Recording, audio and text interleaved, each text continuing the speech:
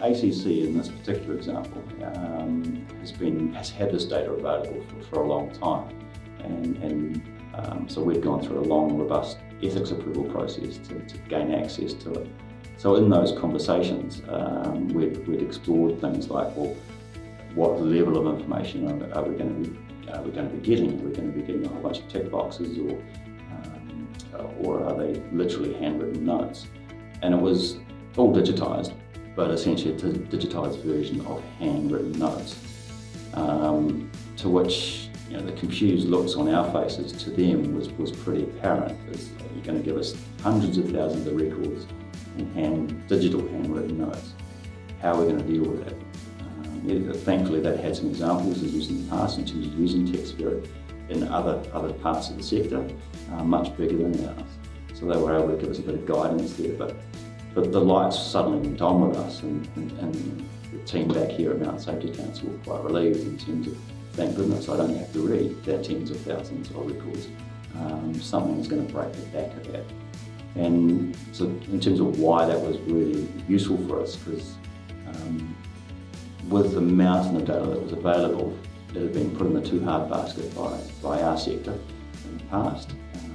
And when you consider the resources we had to bring to it, it was too hard. Over time, it's not just big corporates that can now access this type of data analytics. It's now come down to an financially accessible point for much smaller organisations, and that allows us to do things that we've never been able to do in the past. And organisations of our size and scale do things that only the big brands of the world have been able to afford. And that's a really important thing. So the data's existed, and the tools have become much more financially accessible, so we can do things that were never accessible in the past. Another reference point around why we're using Text Ferret is that it was able to learn our sector and learn the typical things that were being described within the data we were getting. So whether it was search and rescue data or injury data, it could start to learn, being an AI, patterns and language that was commonly used.